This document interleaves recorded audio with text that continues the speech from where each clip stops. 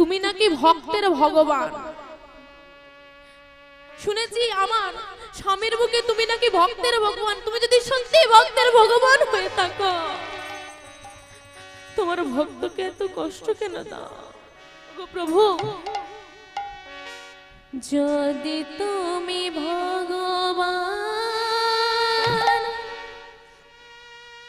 ভক্তি রাখিতে মান, তবে কেন দুঃখ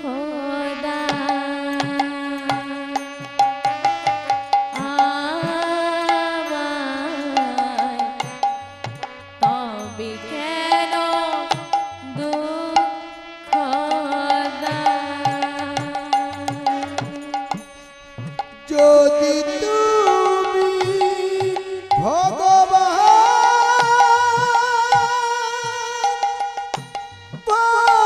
ভক্তেরি প্রাণ, তবে কেন দুঃখ দাও আমায়, তবে কেন দুঃখ দাও? যদি তুমি ভগবান ভক্তি রাখিতে মান, তবে কেন দুঃখ দাও আমায়, তবে কেন দুঃখ হরি হরি বল। যদি তুমি তাই গৌর হরি হরি বল।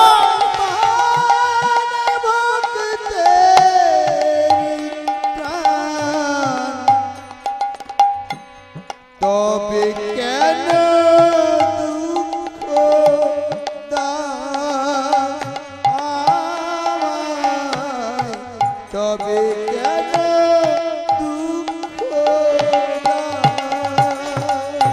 তুমি যে জীবন, তুমি যে মরণ, তুমি যে সকলের কারণ, দয়া তবে কেন দুঃখ? তুমি যে জীবন, তুমি যে মরণ, তুমি যে সকলের কারণ, দয়া তবে কেন দুঃখ দাও?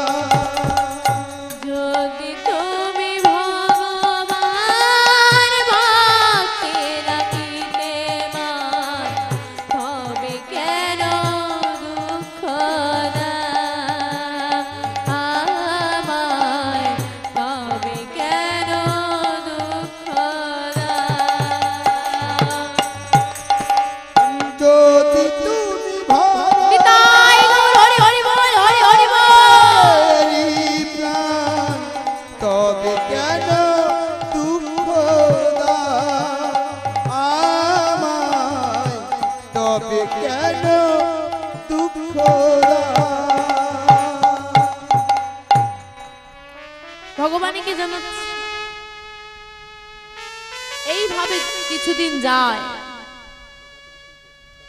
গৃহকর্ম করে, কিন্তু যখনই গৌরের কথা মনে পড়ে পথের ধারে এসে হা গৌর বলে কাঁদে। আজ বাসুদেব গৃহে ফিরছে, এমন সময় দূর থেকে যেন দরজার সামনে কিছু একটা পড়ে থাকতে দেখা গেল। বাসুদেব দূর থেকে দেখছে তার বাড়ির সামনে কিছু একটা পড়ে আছে। সামনে এসে দেখছি এলোকেশে ছিন্ন বস্ত্রে কোনো একজন ওই দরজার সামনেটা নয়ন বাড়িতে কাদা করে দিয়ে কাদার মধ্যে পড়ে আছে। কাছে এসে দেখলো পদ্মা, পদ্মা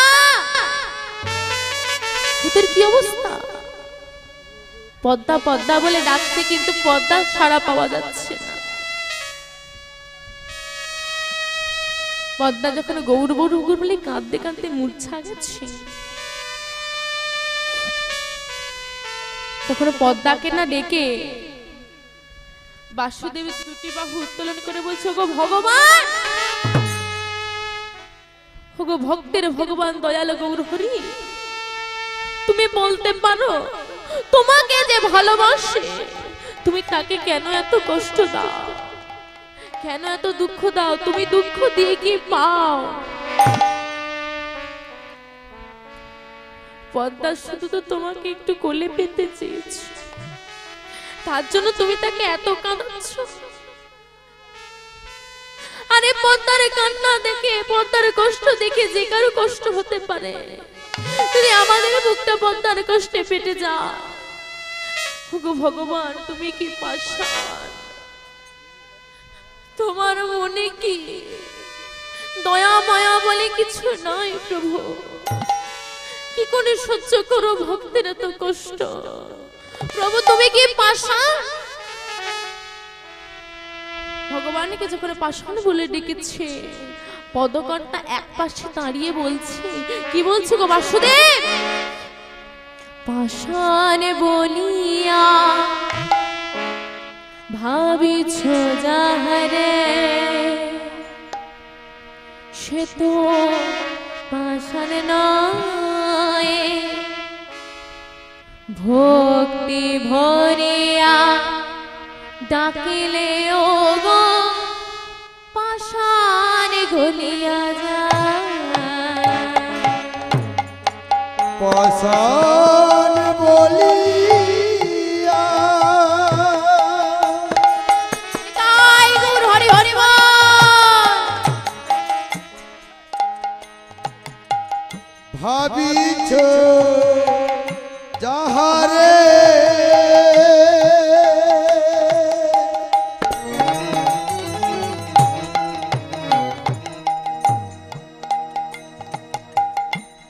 সে তো পাষাণ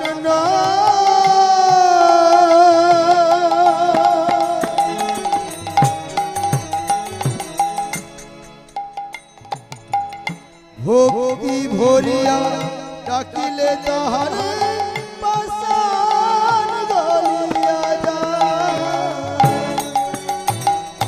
পাষাণ বলিয়া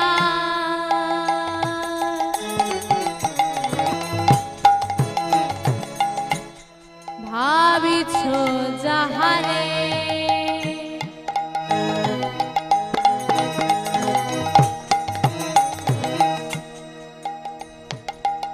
সে তো পাষাণ নয়।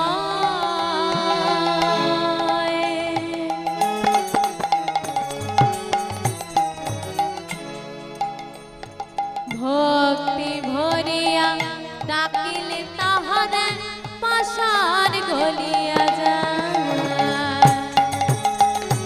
পাষাণ বলিয়া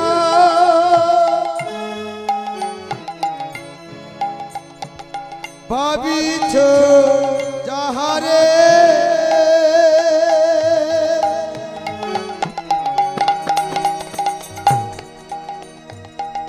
সে তো পাষাণ নয়।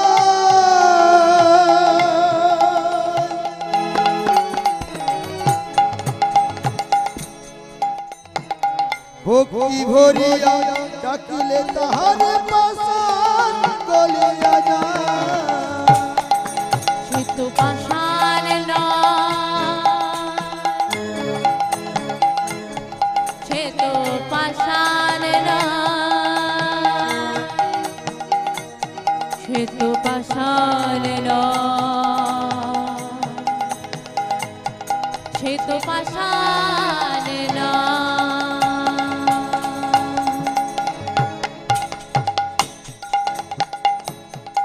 সে তো পাষাণ নয়,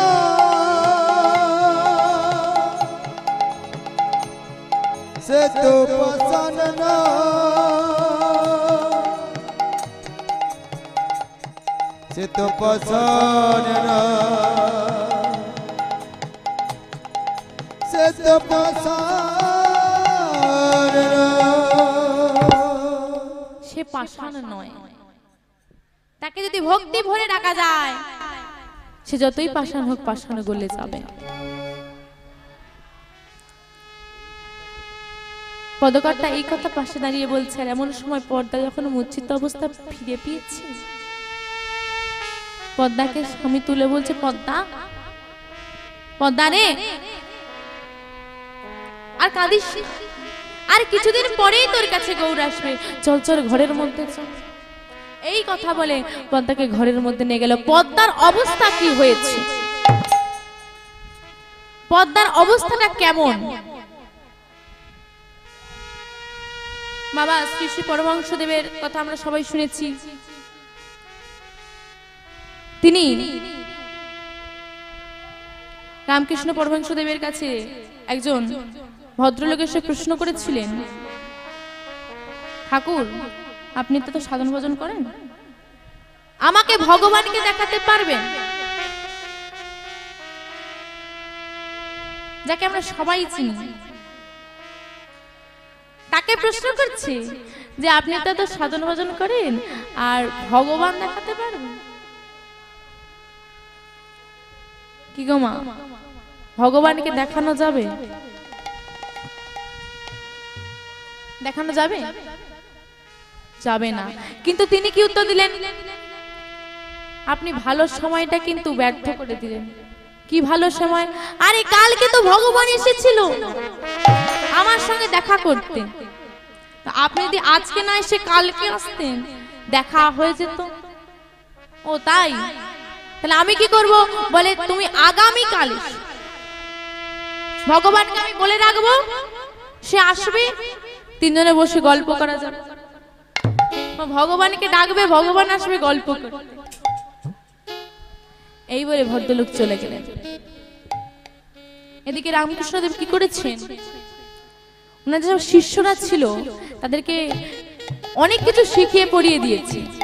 কি শিখিয়ে পড়িয়ে দিয়েছেন দেখুন।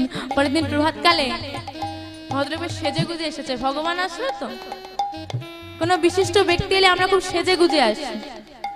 কারো বাড়িতে গেলে আরে অনেক আত্মীয় পরিস্বজন আসবে, একটু সেজে গুজে যেতে হবে না? তো তিনিও কি করেছেন, সেজে গুজে এসেছেন। প্রভুর কাছে এসে বলছে, কোথায় ভগবান? যখনই বলেছে কোথায় ভগবান, প্রভু কি করেন, বলে কে কোথায় আছিস রে, ভগবানকে নিয়ে আয়। ওই যে শিষ্যদেরকে শিখিয়ে রেখেছিল, তারা কি করেছে, সবাই মিলে ছুটে এসে সেই ভদ্রলোককে ধরে নিয়ে গিয়ে পুকুরের মধ্যে ডুবিয়ে দিয়েছে জলে। এবার যদি জলে ডুবিয়ে দেয় কি হবে, নিঃশ্বাস নিতে পারা যাবে না, মারা যাবে তো। ছটফট ছটফট করছে, মারা যাবে এরকম অবস্থা।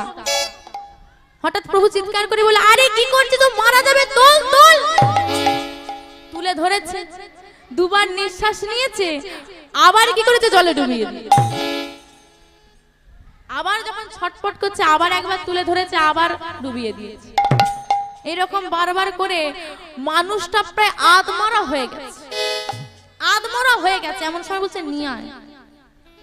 রামকৃষ্ণদেবের কাছে যখন আনা হয়েছে, নিঃশ্বাস নিতে পারছে না বাবা, আধমরা হয়ে গেছে। তাও রেগে মেগে বলছে, আমি জানতাম আপনি ভদ্রলোক, এই আপনার ভদ্রতা, বললেন আমাকে ভগবান দেখাবেন, আর এইভাবে আমাকে কষ্ট দিচ্ছেন।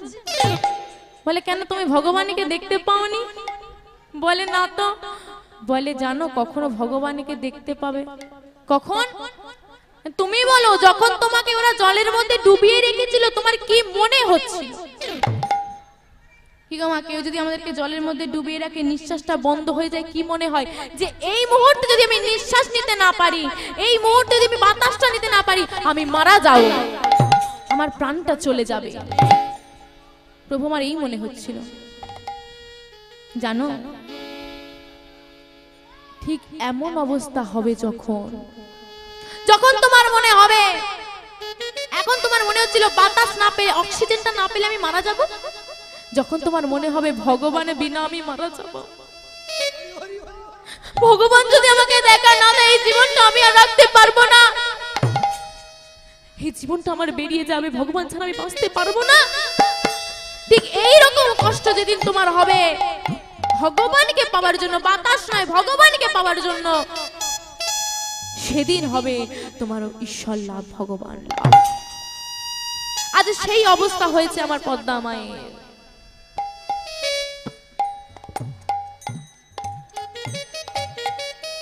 যখন তখন পথের ধারে এসে কাঁদে, আর নিজেকে কি বলে জানো? বলে আমি হচ্ছি পৃথিবীর অভাগিনী মা, আমি হলাম সর্ব অভাগিনী মা, যাকে গৌর একবার মা বলে ডাকে না।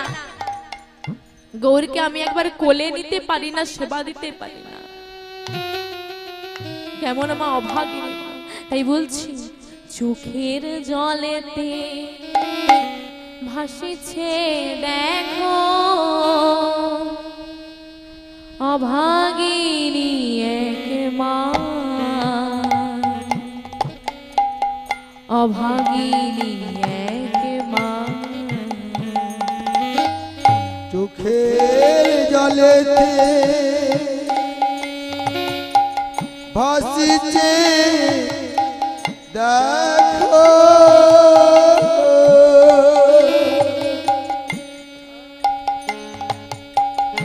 অভাগিনী এক মা,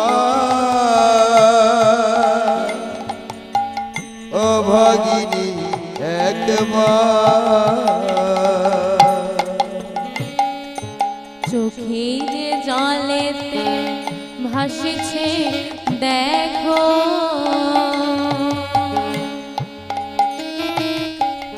অভাগিনী এক মা, অভাগিনী এক মা। ফিরে আয় খোকা রে,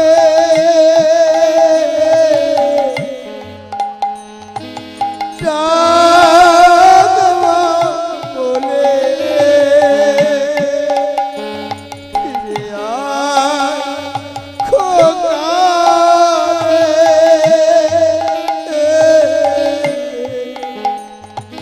ডাক মা বলে।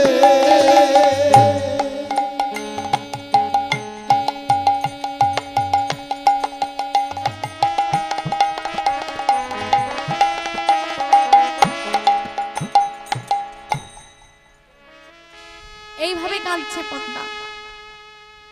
কিন্তু এদিকে গৌর মূর্তি তৈরি করতে দিয়ে গেছে, তার কি অবস্থা? তার কি অবস্থা না, এদিকে বাসুদেবের বন্ধু যিনি মিস্ত্রি, তিনি কি করেন? মনে মনে চিন্তা করেন প্রভাতকালে ওই যে নগরী কীর্তনে বের হন না গৌরাঙ্গ মহাপ্রভু, সমস্ত সহচরগণকে সঙ্গে নিয়ে, ভক্তগণকে সঙ্গে নিয়ে যখন সুরধ্বনির তীর দিয়ে যাবে, আমিও মূর্তি করার সরঞ্জাম নিয়ে গিয়ে সুরধ্বনির তীরে বসে থাকবো। তিনি যেমন ভাবে নৃত্য করবেন, আমি তেমন ভাবে মূর্তি তৈরি করব, এই সিদ্ধান্ত করেছি। কিন্তু তার নিত্য নিত্য কি হয়? গৌরাঙ্গ মহাপ্রভু যায় সুরধ্বনির ওই পারে দিয়ে, আর মিস্ত্রি সরঞ্জাম নিয়ে বসে থাকে, মূর্তি তৈরি করবে এই পারে। তো আজও প্রভাতকালে গৌরাঙ্গ মহাপ্রভু চলে যাচ্ছে কেমন ভাবে? ভক্তগণকে সঙ্গে নিয়ে দুটি বাহু উত্তোলন করে নৃত্য করে করে চলে যাচ্ছে। কেমন ভাবে? হরি বল বলে গৌরান চেনেছি যায়, হরি বল বলে গৌরানে চেনেছি যায়, হরি বল বলে গৌরানে চেনেছি যায়, হরি বল বলে। হরি বল বলে গৌরান চেনেছি যায়, হরি বল বলে গৌরানে চেনেছি যায়, হরি বল বলে গৌরানে চেনেছি যায়, হরি বল বলে। অপরূপ কি মহিমা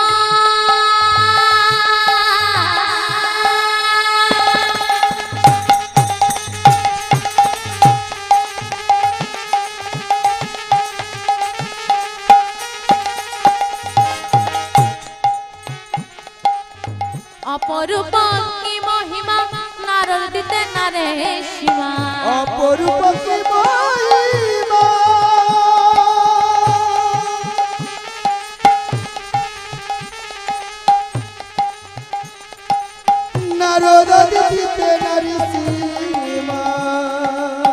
অপরূপ কি মহিমা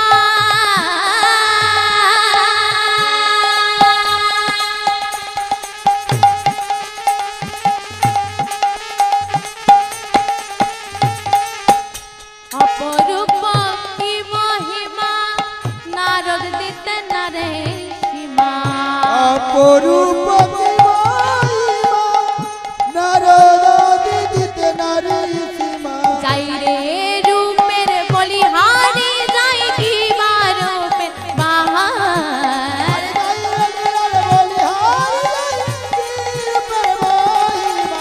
যাই রে রূপের বলিহারি যাই কি রূপের বাহার হরি বল বলে গোরা নেচে নেচে যা নিতাই গৌর হরি হরি বল হরি হরি বল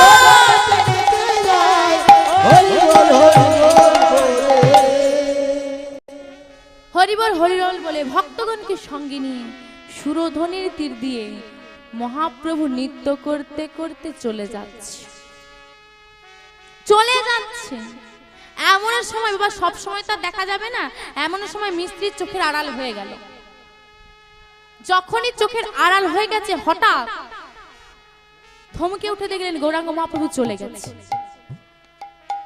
মনে মনে চিন্তা করছে আজও চলে গেল আমি তো বলে এসেছিলাম মহাপ্রভু যেমন নৃত্য করবে তেমন ভাবে মূর্তি তৈরি করব কিন্তু সে তো চলে গেল মূর্তি আমার তৈরি করা হলো না বেশ আজকের দিনটা যা কালকে ঠিক আমি আসবো আর কালকে এসে আমি মূর্তি তৈরি করব নিশি চলে গেল প্রভাত হয়ে গেল পরের দিন এলো তৈরি করতে পারলো না ফিরে গেল 29টা দিন হয়ে গেছে বাবা দেখুন আজ কেমন খেলা মনে মনে চিন্তা করছে আজ যদি আমি মহাপ্রভুর মূর্তি তৈরি করতে না পারি বন্ধুর কাছে কথা দিয়েছি কথা রাখতে পারবো না আজ ঠাকুর ঘরে প্রবেশ করে দুটো করজোড়ে বলছে প্রভু গো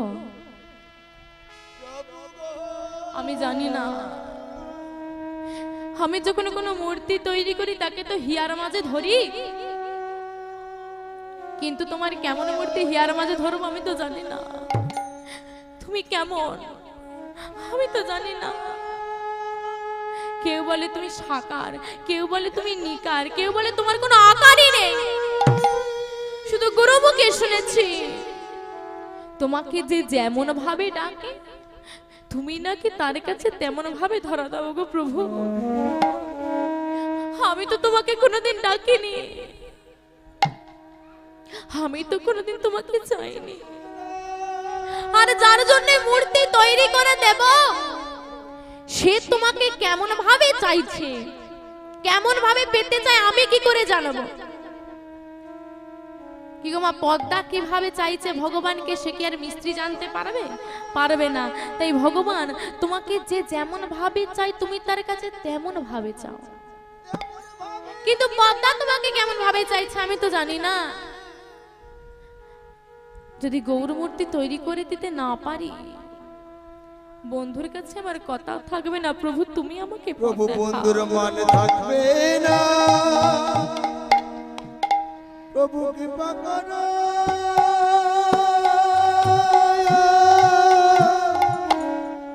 দয়া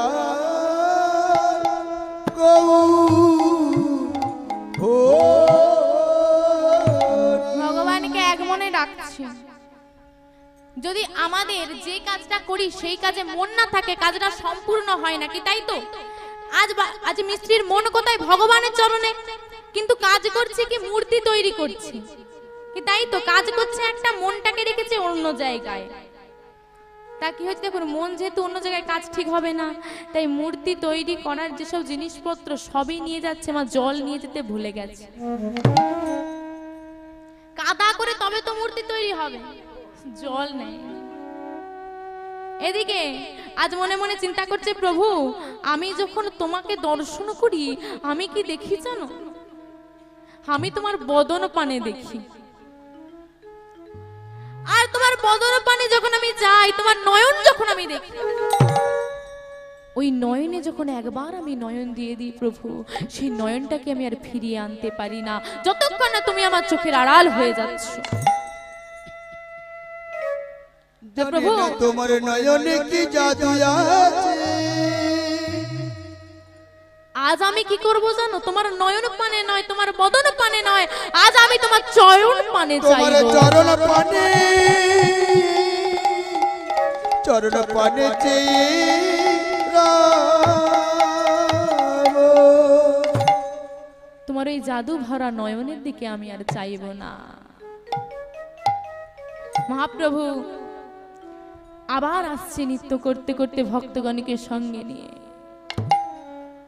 বাসুদেব চরণ পানে চেয়েছে, কিন্তু এত সুন্দর বদনে নাম বলছে, এত সুন্দর বদনে নাম বলছে। সেই শ্রবণ ওমা সে কীর্তন শুনতে শুনতে বলল, কোন মধুমাখা বদনে এত সুন্দর নাম বলে, আমায় দেখতে হবে না। এমন সময় বদন পানে চেয়ে ফেললো, আর নয়ন ফেরাতে পারে না। আস্তে আস্তে গৌরাঙ্গ মহাপ্রভু যখন চোখের আড়াল হয়ে গেল, যখন চলে গেল, 29 দিন বাবা শেষ দিন, পরের দিনই আসবে বন্ধু মূর্তি আনতে। হঠাৎ যখন গৌরাঙ্গ মহাপ্রভু চলে গেল, হা গৌর বলে কাঁদতে কাঁদতে সুরধনির তীরে পড়লো। গৌর হরি, গৌর হরি,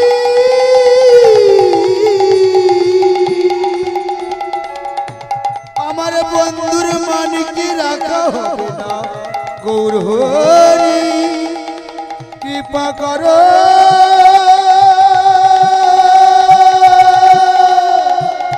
বিপদ ভঞ্জ মধু।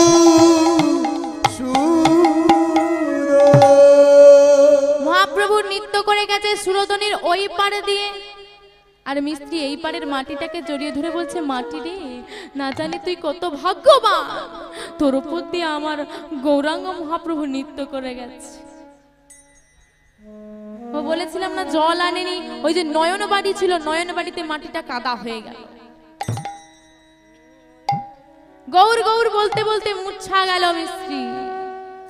যখন মূর্ছিত অবস্থা ফিরে পেয়েছে, দেখতে সেই কাদার ডালার মধ্যে একটা গৌর বসে রয়েছে। কি কেমন গৌর? একটা শিশু গৌর, ছোট্ট গৌর।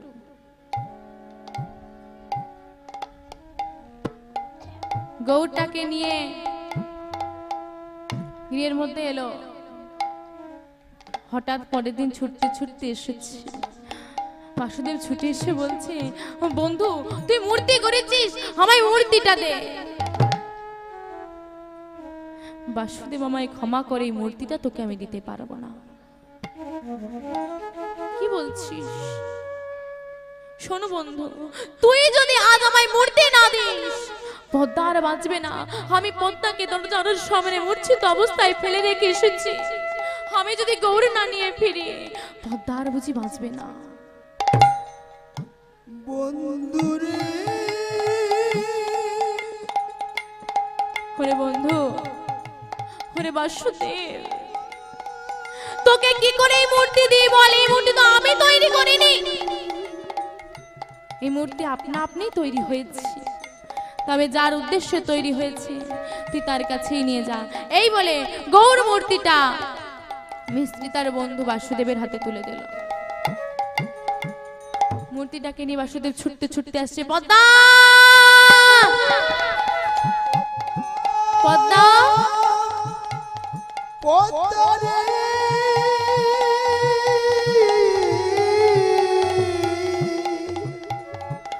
গৌর হরি তোর মনের বাসনা পূরণ করেছে। তোর গৌ কোলে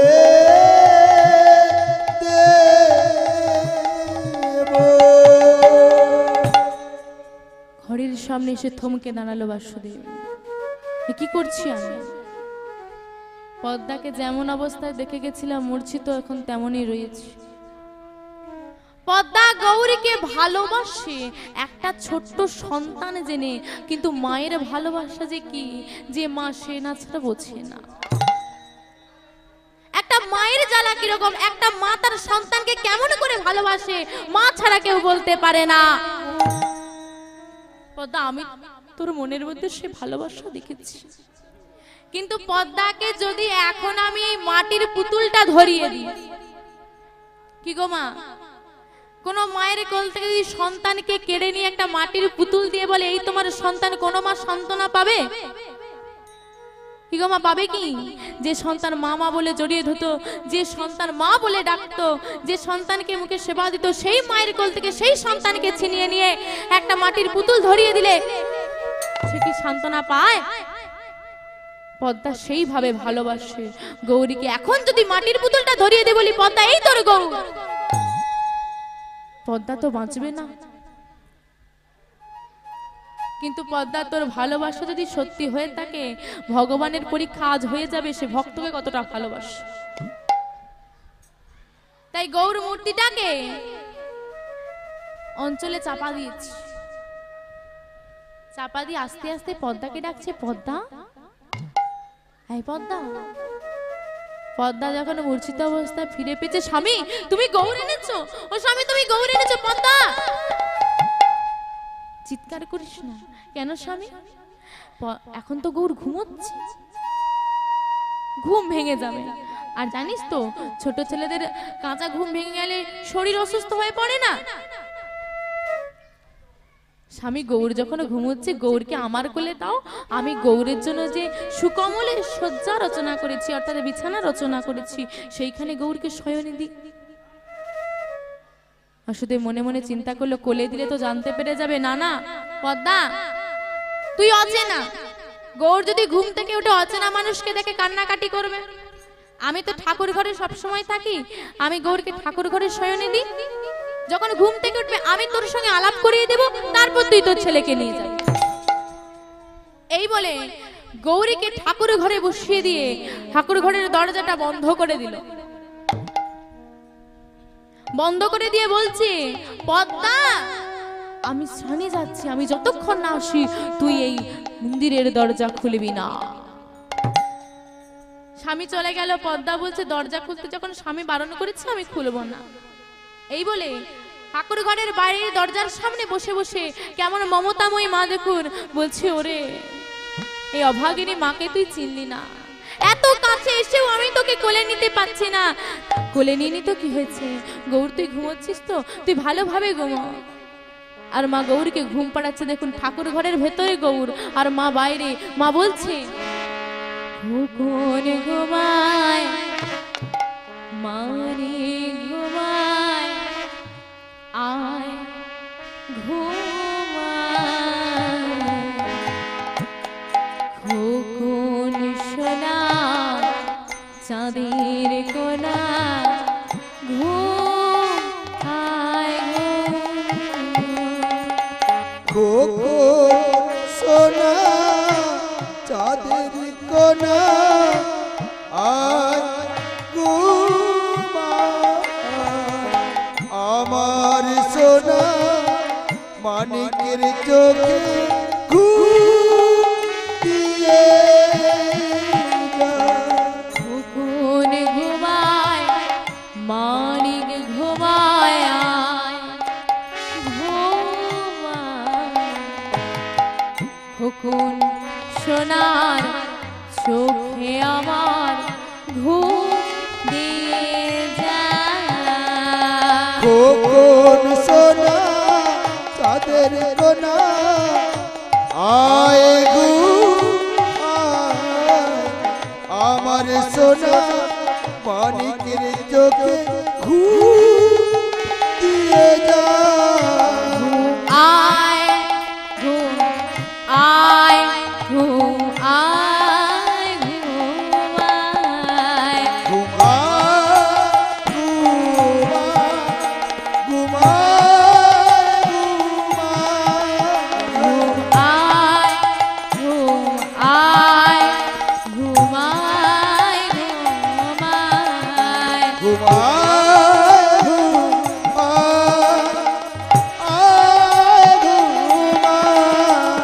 খোকন ঘুমায় মানিক ঘুমায়, আয় ঘুমায়, খোকন সোনার চোখে আমার ঘুম দিয়ে যায়।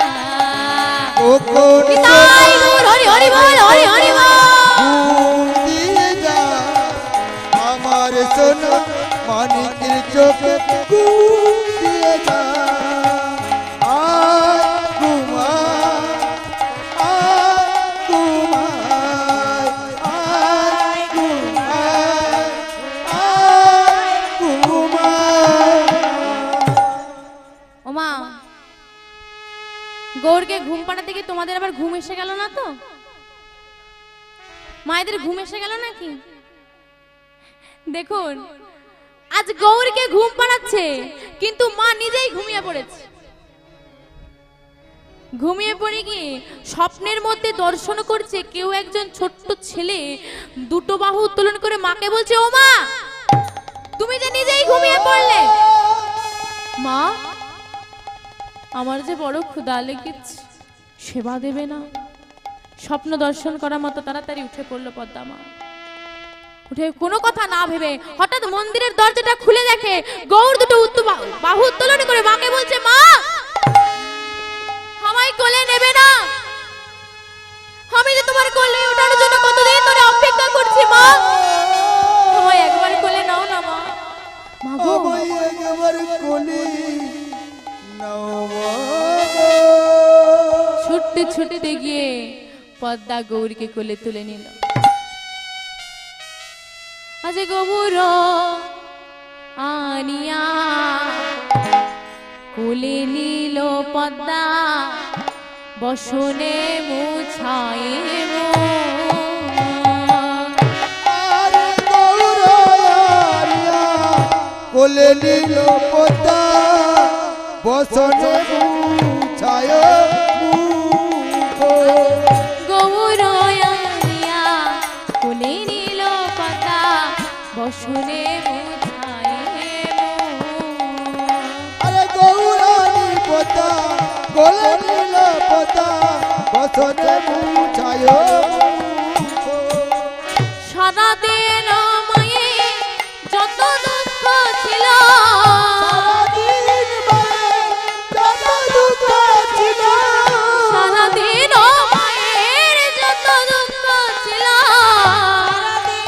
মায়ের যত দুঃখ ছিল, হেরিয়া বাড়িল সুখ, হেরিয়া বাড়িল সুখ। সারাদিন মায়ের যত দুঃখ ছিল, সারাদিন মায়ের যত দুঃখ ছিল, বলিয়া বাড়িল সুখ, বলিয়া বাড়িল সুখ। মা গবুর এনে কোলে নিল, বলে এলো গবুর এনে কোলে নিল। গৌরেনে কোলে দিল, মায়ের সব দুঃখ আজ দূরে গেল, গৌরেনে কোলে দিল, মায়ের সব দুঃখ আজ দূরে গেল। গৌরেনে কোলে দিল, মায়ের কোনো কথা মনে রইল না, গৌরেনে কোলে দিল, মায়ের কোনো কথা মনে রইল না, গৌরেনে কোলে দিল, মায়ের কোনো কথা মনে রইল না, গৌরেনে কোলে দিল, কোনো কথা মনে রইল না। তাই গৌর হরি হরি বল হরি হরি বল। গৌরেনে কোলে, আরে গৌরেনে কোলে দিল। মায়ের কোনো কথা মনে রইল না, মনে এটাও রইল না যে স্বামী বারণ করে গেছে দরজাটা খুলতে। গৌরীকে কোলে বসিয়ে সেবা দিচ্ছে, এমন সময় বাইরের থেকে স্বামী এসে বলছে, পদ্মা। গৌর কণ্ঠস্বর শুনতে পেয়েছে, মা শুনতে পায়নি। গৌর মনে মনে চিন্তা করলো, বাবা জানে আমি একটা ছোট্ট মূর্তি, গৌর মূর্তি, আর মা জানে আমি একজন ছোট্ট বাচ্চা ছেলে।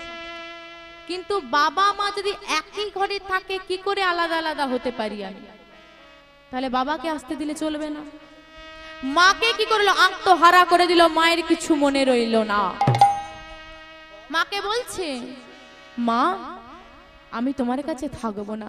গৌর, এই তো এলি, তুই আবার চলে যাবি? না মা না, চলে যাব না, কিন্তু তোমাকে আর মা বলে ডাকবো না।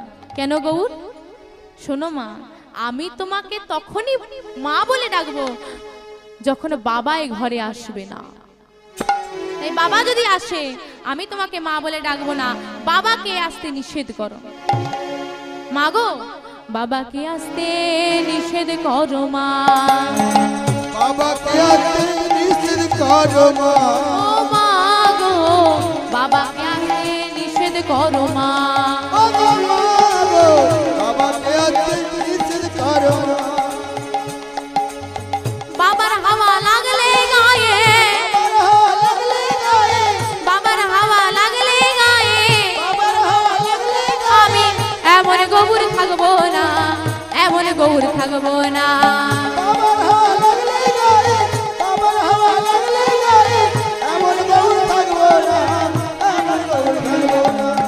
বাবাকে আসতে নিষেধ করো মা। ও মা গো, বাবাকে আসতে নিষেধ করো মা।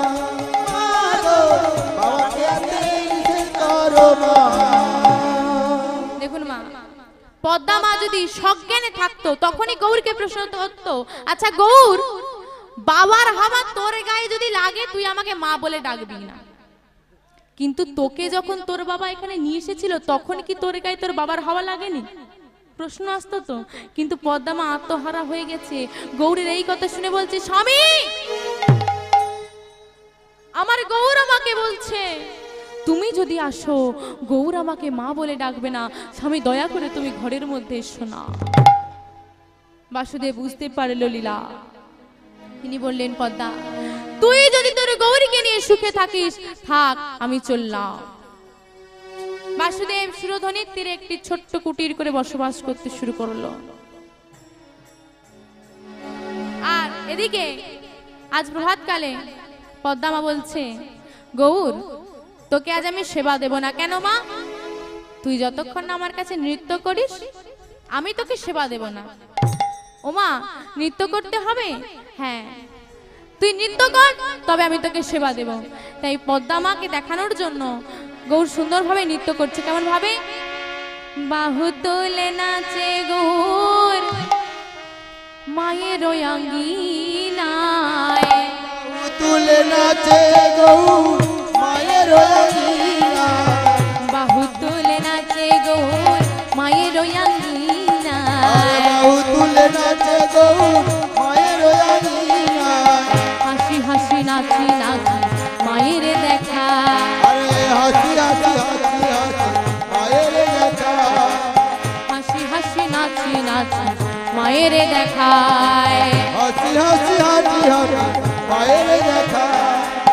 গৌর নাচে রে, গৌর নাচে রে, গৌর নাচে রে, গৌর নাচে রে, মায়ের আঙ্গিনার মাঝে গৌর নাচে রে, মায়ের আঙ্গিনার মাঝে গৌর নাচে রে। ওই না মায়ের আঙ্গিনার মাঝে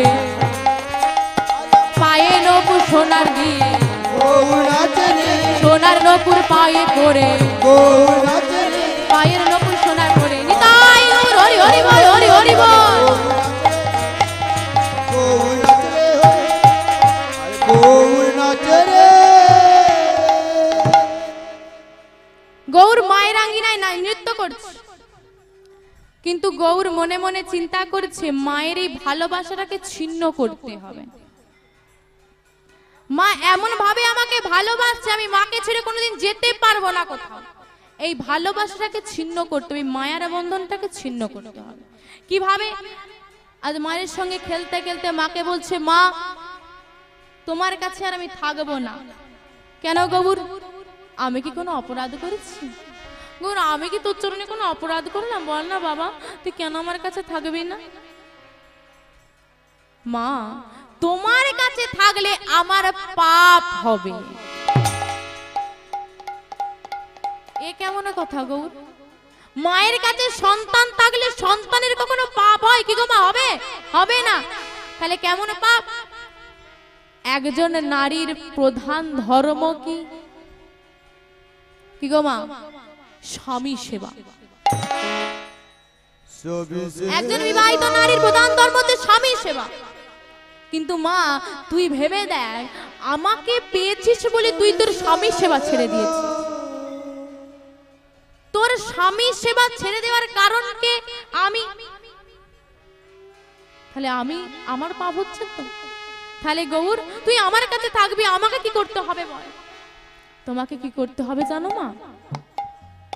তোমাকে স্বামী সেবা করতে হবে। পদ্মামা নিত্য নিত্য স্বামী সেবা করতে যেতে লাগলো। কিছুদিন পর পদ্মামা গর্ভবতী হলেন গৌরের ইচ্ছায়। 10 মাস 10 দিন পূর্ণ হলো। হরিবল হরিবল। মা আপনার বসবেন, লীলা আস্বাদন করবেন, এরপরে লীলা হবে। আমি এখানে আমার লীলা রাখছি। আহা এইখানে রইল আমার লীলার লহরী, আহা এইখানে রইল আমার লীলার লহরী। ভক্তগণ সবে মিলে বলো হরি হরে।